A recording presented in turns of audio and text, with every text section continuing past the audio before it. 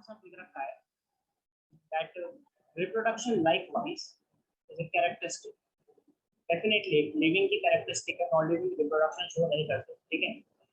Multicellular organism में reproduction refers to the production of protein. ये last lecture में हमने डिस्कस कर लिया था कि वहाँ growth और reproduction एक ही बात है. यूनिसेल्युलर के अंदर ग्रोथ और रिप्रोडक्शन का मतलब एक ही होता है. तो हम कह सकते हैं growth is equal to reproduction. और इक्वल टू का साइन बेसिकली हटाने के लिए हम यूज करते हैं सिनोनिमस. सेम, ठीक है, समानार्थी, same, exactly same in the case of unicellular. लेकिन मल्टीसेल्युलर के केस में, मल्टीसेल्युलर ऑर्गेनिज्म के केस में reproduction refer to the production of progeny possessing feature more or less similar to those of parent. ठीक है, जैसे फीचर्स पेरेंट के वो कैरेक्टर्स उसके प्रोजेनी में आएंगे. ठीक है, invariably and implicitly we refer to sexual reproduction. यहाँ पे किसकी बात हो रही है? सेक्सुअल रिप्रोडक्शन की. This is a method of asexual reproduction. ठीक है, यूनिसेल्युलर में बात किसकी हो रही है? एसेक्सुअल रिप्रोडक्शन की हो रही है. लेकिन यहाँ पे बात हो रही है सेक्सुअल रिप्रोडक्शन. तो this is the important point here. Organism reproduce by asexual means also.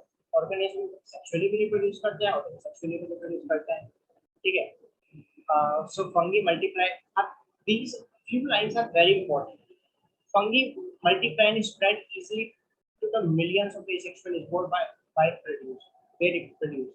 In lower animals like Hydra yeast, you observe body. ठीक है. तो यहाँ पे हमने क्या क्या देखा? Yeast and Hydra. Eastern hydra में क्या होती है? बडिंग होती है. बडिंग क्या होता है?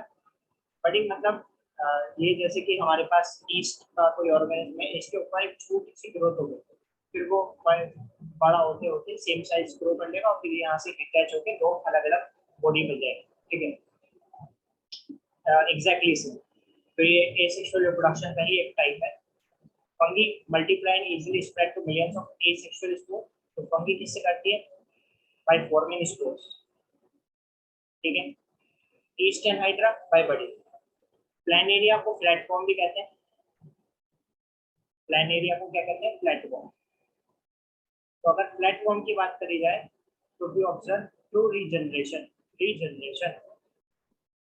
है, ट्रू रीजनरेशन देखने को मिलता है यहाँ. चलिए आगे इसमें हम डिस्कस करते हैं. That is a fragment regenerate the lost part.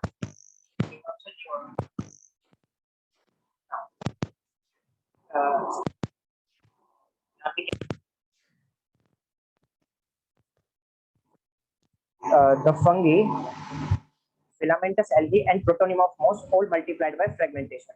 When it comes to unicellular like bacteria, algae or amoeba, reproduction is synonymous as growth. ठीक है, ये हम ऑलरेडी देख चुके हैं. लेकिन यहाँ पे इम्पोर्टेंट स्टफ क्या है? ये वाली लाइन कि fungi, filamentous algae and protonema of moss. Moss क्या है? Mosses are bryophyte. ठीक है, मोसेस क्या होते हैं? मोसेस होते हैं ब्रायोफाइट. फंगी तो फंगी हमारे पास हो ही गई, और फिलामेंटस एल्गी. तो यहाँ पे बात हो रही है एल्गी की, ब्रायोफाइट की और फंगी की. तो यहाँ पे fungi, filamentous algae and protonema of मोस ऑल मल्टीप्लाइड बाय फ्रेगमेंटेशन. तो फ्रेगमेंटेशन हमने कहाँ देखा? इन तीनों के अंदर देखा. इसको आप कैसे भी ध्यान रख सकते हैं, जैसे कि फर्स्ट वर्ड जोड़ दीजिए सबका, तो भी आपको याद हो जाएगा ये. ठीक है, जैसे कि प्लानेरिया है, तो प्लानेरिया आप किसी याद ऐसे कीजिए कि हमारे पास प्लानेरिया यहाँ पे हो गया. तो प्लानेरिया के अंदर P फॉर प्लानेरिया और R for true regeneration. P से प्लानेरिया, P से और R से रीजनरेशन. इसी के अंदर आंसर आ गया इसका. ठीक है, एंड इसका फर्स्ट वर्ड पकड़ लीजिए एफ, या इसका एफ मत पकड़िए, FAM, फैम. ठीक है, फैम में क्या है? फैम में फ्रेगमेंटेशन है. फैम में फ्रेगमेंटेशन. एफ से फैम, एफ से फ्रेगमेंटेशन. एफ से क्या है यहाँ पे? फंगी, ए से एल्गी, एम से मोसिस. थोड़ा सा चीज ध्यान रखनी है कि एल्गी कैसी है? फिलामेंटस है, और मोसिस कैसे है? प्रोटोनिमा की बात हो रखी है, ठीक है। तो फ्रेम में फ्रेगमेंटेशन हो रखा है, प्लानेरिया, आर से रीजनरेशन, पी से प्लानेरिया, और यहाँ पे स्पेलिंग में इसका आंसर आ गया, रीजनरेशन देखने को मिलता है, ठीक है। तो फंगी का स्पोर फॉर्मेशन होता है, ये आप बहुत अच्छी तरीके से समझ जाएंगे जब हम सेकंड चैप्टर को स्टार्ट करेंगे कि ऐसा कैसे होता है, तो ये इसे याद करने की ऐसी कोई खास जरूरत पड़ेगी नहीं, ठीक है। एंड और हम चीजें डिस्कस कर ही चुके हैं इसके अंदर। वी ऑलरेडी हैव डिफाइंड, आगे है इसमें, that we already have defined the growth is equivalent to, ये हमने ऑलरेडी पढ़ लिया कि यूनिसेलुलर ऑर्गेनिज्म की अगर हम बात करें तो वहाँ पे ग्रोथ एंड रिप्रोडक्शन क्या है, सिनोनिमस है। तो वही इन्होंने लिख रखा है कि they are synonymous basically. Further there are many organism which do not reproduce, जैसे कि mule, sterile, worker bee, infertile human couple etcetera. इसमें कि जो आपका म्यूल है, मैंने आपको लास्ट लेक्चर में बताया था स्पीशीज की डेफिनेशन, स्पीशीज को डिफाइन कैसे करेंगे, ग्रुप ऑफ ऑर्गेनिज्म जो कि आपस में रिप्रोड्यूस करें और फर्टाइल ऑफस्प्रिंग बनाए। कैसी ऑफस्प्रिंग? फर्टाइल। तो वो क्या है, सेम स्पीशीज को बिलोंग करेंगे, ठीक है। लेकिन यहाँ पे बात करी गई है म्यूल की। म्यूल में horse cross with basically horse और डोंकी, इन दोनों का क्रॉस होता है तो बनता है म्यूल, ठीक है। मेल हॉर्स होगा और फीमेल डोंकी होगी। अगर उल्टा हो जाता है, लाइक अगर horse multiplied cross with donkey in which horse is female and donkey is male, so in that case hinny is formed. Again mule and hinny both are sterile, तो ये same species को belong नहीं करते हैं। यहाँ से clear हो रहा है, अगर सेम स्पीशीज को बिलोंग करते तो इनका जो बेबी बॉन्ड हो रहा है वो भी फर्टाइल होता, बट ये आगे रिप्रोड्यूस नहीं कर सकता। सो म्यूल, स्टेराइल वर्कर बीज, ठीक है, infertile human couples, hence reproduction can also cannot be an all inclusive characteristic of, okay, let's understand this statement। यहाँ पे इस वाली स्टेटमेंट को समझते हैं। मान लिया कि जो हमारा रिप्रोडक्शन है उसे नॉन लिविंग शो नहीं करते। लास्ट लेक्चर में हमने डेफिनेशन क्या दी थी कि कोई भी नॉन लिविंग शो नहीं करना चाहिए। अगर हम उसको डिफाइनिंग प्रॉपर्टी डिफाइन करने वाले हैं, ये डिफाइनिंग फीचर है या डिफाइनिंग प्रॉपर्टी है, तो डिफाइनिंग प्रॉपर्टी का मतलब उसे कोई नॉन लिविंग शो ना करे और वो एब्सोल्युटली नेसेसरी हो। ये अब मैं बोल रहा हूँ वो एब्सोल्युटली नेसेसरी भी हो, ठीक है। लेकिन क्या रिप्रोडक्शन के बिना सर्वाइवल पॉसिबल नहीं है? बिल्कुल पॉसिबल है। कोई भी इंडिविजुअल बिना रिप्रोडक्शन के सर्वाइव कर सकता है, ठीक है। Without reproduction survival is possible, ठीक है। अगर हम बात करें इसकी, तो बिना रिप्रोडक्शन के भी सर्वाइवल है, जैसे कि इनफर्टाइल ह्यूमन कपल, तो क्या वो लिविंग नहीं है? बिल्कुल लिविंग है। सो इसलिए ये क्या हो जाता है, नॉन डिफाइनिंग फीचर हो जाता है, ठीक है। हालांकि इसे नॉन लिविंग परफॉर्म नहीं करते, बट हमारे लिए इतना एसेंशियल भी नहीं है कि इसके बिना लाइफ पॉसिबल ना हो, ठीक है। ये यहाँ पे समझने की जरूरत है इस पैराग्राफ में। Of course, no living or object is capable of reproduction or self-replicating itself। कोई नॉन लिविंग अपने आप को रिप्रोड्यूस नहीं कर सकता। चलिए आगे बढ़ते हैं इसमें। Another characteristic is very important, metabolism। और let's read it line by line। Metabolism में काफी इंपॉर्टेंट यहाँ पे एनसीईआरटी में स्टेटमेंट्स लिखी गई हैं। Another characteristic is metabolism। All living organisms are made up of chemicals। जैसे कि हमने लास्ट लेक्चर में भी डिस्कस किया था ये। These chemicals, small and big, belonging to various classes, size and function, constantly being made and changed to some other biomolecules। These conversions are chemical reaction or metabolic reaction। जैसे कि आप glycolysis पढ़ेंगे, glycolysis plant physiology के अंदर, इसमें क्या होता है, ग्लूकोज कन्वर्ट हो जाता है टू इनटू पायरुविक एसिड के अंदर, पायरुविक एसिड, ठीक है। यहाँ पे बात करी जाए तो 2 एटीपी खर्च होती हैं, ठीक है। 2 एटीपी खर्च होती हैं, 4 एटीपी बनती हैं through SLP, substrate level phosphorylation. ये क्या होता है आगे बढ़ेंगे। एंड इसके साथ साथ यहाँ पे 2 मोल्स ऑफ NADH बनते हैं, ठीक है, जिसका मतलब हो जाता है 6 ATP। वो भी हम आगे पढ़ेंगे। तो ओवरऑल ये इस बार का नीट का क्वेश्चन है, इसलिए मैंने यहाँ पे साथ ही साथ डिस्कस कर लिया। ओवरऑल कितनी एटीपी हो गई? 8 एटीपी। ठीक है, 6 और 4 10, 10 में से 2 गए 8, टोटल 8 एटीपी फॉर्मेशन होती है ग्लूकोज से 2 मोल पायरुविक एसिड बनने। फिर ये फर्दर पायरुविक एसिड क्या बनता है? 2 इंटू एसिटाइल कोएंजाइम। अच्छा, इसको क्या कहते हैं? इसको हम कहते हैं oxidative decarboxylation, basically link reaction कहते हैं इसको। ठीक है, लिंक रिएक्शन। यहाँ पे क्या होता है? Carbon dioxide, 2 mole of carbon dioxide बाहर निकल जाती है। ठीक है, इसके बाद एसिटाइल कोएंजाइम में क्रेब्स साइकिल में एंटर कर जाता है और फाइनली इलेक्ट्रॉन ट्रांसपोर्ट सिस्टम से एटीपी फॉर्मेशन हो जाता है हमारे पास। ठीक है, चलिए वो सब हम आगे डिस्कस करेंगे। यहाँ पे मैंने आपको सिर्फ ये बताया कि एक प्रोसेस से दूसरा प्रोसेस, दूसरे से तीसरा बनता ही जा रहा है। ये भी 10 स्टेप प्रोसेस है।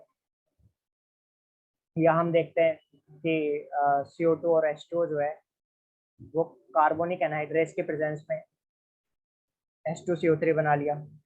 हालांकि ये जो है वो अनस्टेबल होता है, तुरंत CO2 H2O में वापस टूट जाता है। तो काफी सारी केमिकल रिएक्शंस हर समय हो रही है। जैसे कि अगर आप देखें यहाँ पे Hb+O2 क्या बना लेता है? HbO2 बना लेता है। इसे क्या कहते हैं हम? ऑक्सीजनेशन।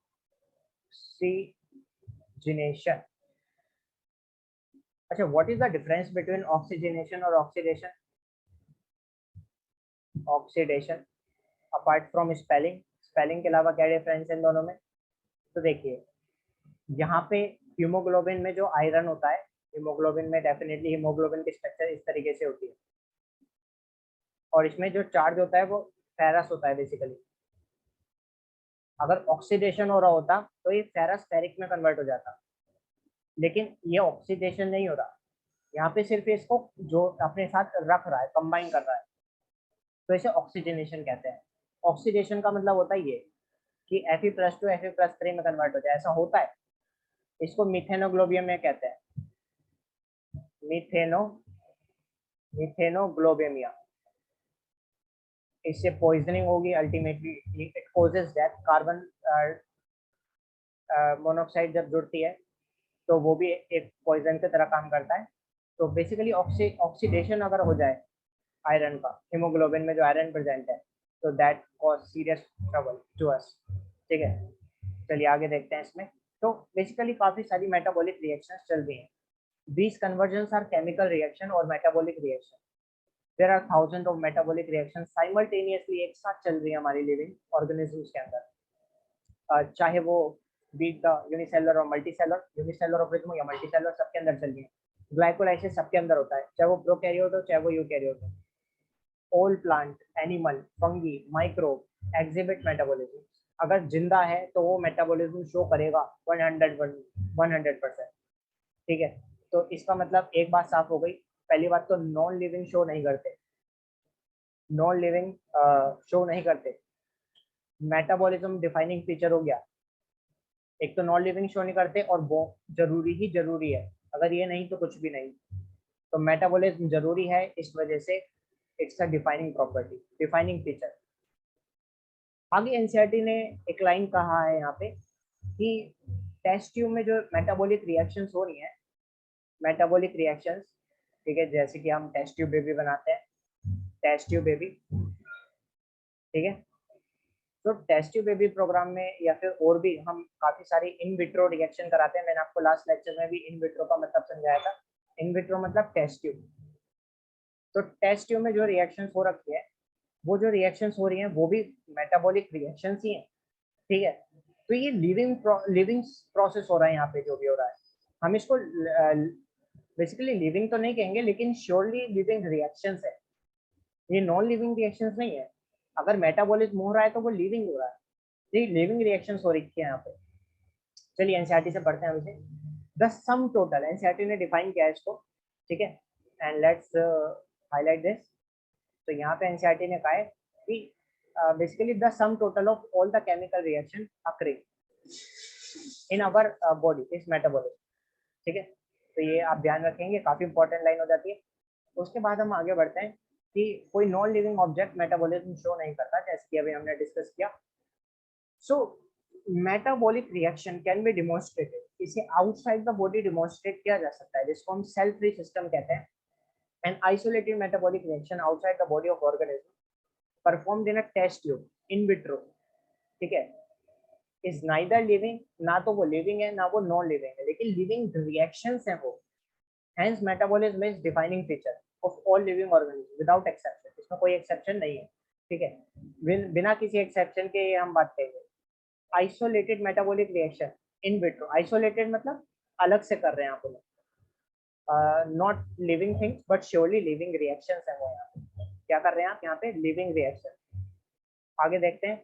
तो सेल्यूलर ऑर्गेनाइजेशन एक डिफाइनिंग प्रॉपर्टी. अभी तक हमने 3 चीजें पढ़ी, एक बार रिकॉल कर लेते हैं. ग्रोथ, तो मैंने आपको बताया ग्रोथ तो एक डिफाइनिंग फीचर नहीं है, लेकिन इंट्रिंसिक ग्रोथ, इंट्रिंसिक ग्रोथ क्या है, इंट्रिंसिक ग्रोथ एक डिफाइनिंग फीचर डेफिनेटली है, क्योंकि इसे नॉन लिविंग शो नहीं करते हैं और ये एब्सोल्युटली नेसेसरी भी है. इंट्रिंसिक ग्रोथ हो ही रखती है हर एक के अंदर. अगर यही बंद हो जाए तो उसका मतलब माइटोसिस ही बंद हो गया, इसका मतलब कुछ मतलब ही नहीं बनता, ठीक है. अगली बात हमने करी यहाँ पे रिप्रोडक्शन के लिए. तो रिप्रोडक्शन हमने देखा नॉन लिविंग तो परफॉर्म नहीं कर रहे, बात ठीक है कि नॉन लिविंग में ये एब्सेंट होता है, नॉन लिविंग इसको शो नहीं करते, लेकिन लिविंग में भी कंपलसरी प्रोसेस नहीं है, ठीक है, हो भी सकता है, नहीं जरूरी नहीं है कि इसकी वजह से हम कहें वो जिंदा या नहीं. तो ये डिफाइनिंग प्रॉपर्टी इस वजह से नहीं हो सकती. उसके बाद हमने मेटाबॉलिज्म की बात करी. तो मेटाबॉलिज्म में हमने क्या देखा, इट इज 100% और बेसिकली डिफाइनिंग फीचर है ये. इसे कोई नॉन लिविंग शो नहीं कर सकता, ठीक है. और जो आउटसाइड हो रहा है वो भी लिविंग है. तो हम